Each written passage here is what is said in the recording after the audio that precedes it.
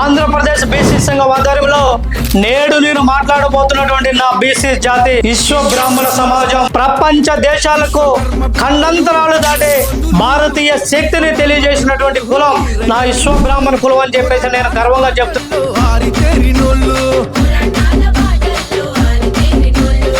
ఇవాళ విశ్వ బ్రాహ్మణ సోదరులు అనేక వృత్తులతో పంచ వృత్తులతో ఈ రోజు రాష్ట్ర వ్యాప్తంగా జీవనం సాగిస్తున్నారు. ఇవాళ ఉన్నటువంటి ఈ పరిస్థితులలో ఒడిదుడుకులకు లోనవుతూ ఇవాళ ప్రపంచీకరణ గ్లోబలైజేషన్ పెరగడం వల్ల ఆ వృత్తిలో ఒడిదుడుకులకు లోనవుతూ రాష్ట్ర వ్యాప్తంగా ఉన్నటువంటి విశ్వ బ్రాహ్మణ సోదరులు వేల మంది ఇవాళ కడు పేదరికములతో బతుకుతూ ఇవాళ విద్యకు దూరమైనటువంటి పరిస్థితి విశ్వ బ్రాహ్మణులకు ఉంది. ఇట్టి పరిస్థితుల్లో వెంటనే రాష్ట్ర ప్రభుత్వం కూటమి ప్రభుత్వం విశ్వ బ్రాహ్మణ సోదరుల మీద దృష్టి పెట్టాలా, విశ్వ బ్రాహ్మణ సోదరులకు రాజ్యాధికారంలో వాటా కల్పించాలా, నామినేటెడ్ పదవుల్లో వాటా కల్పించాలా, విశ్వ బ్రాహ్మణ కార్పొరేషన్ కు వారి జనాభా ఆధారంగా బడ్జెట్ ని కేటాయించాలా.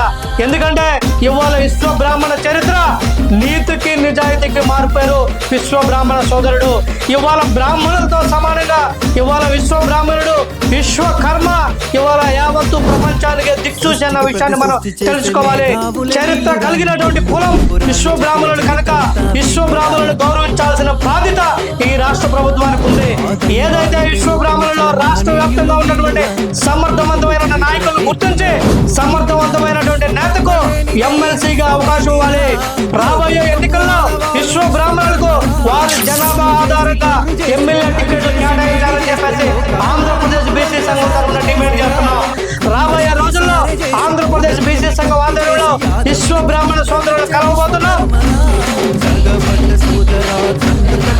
వారితో ఆత్మీయ సమావేశాలు ఏర్పాటు చేసుకుని వారి జీవన ప్రమాణ స్థాయిని వారి జీవన స్థితిగతులను ఈ రాష్ట్ర ప్రభుత్వానికి తెలియజేయబోతున్నామని చెప్పేసి తెలియజేస్తున్నారు.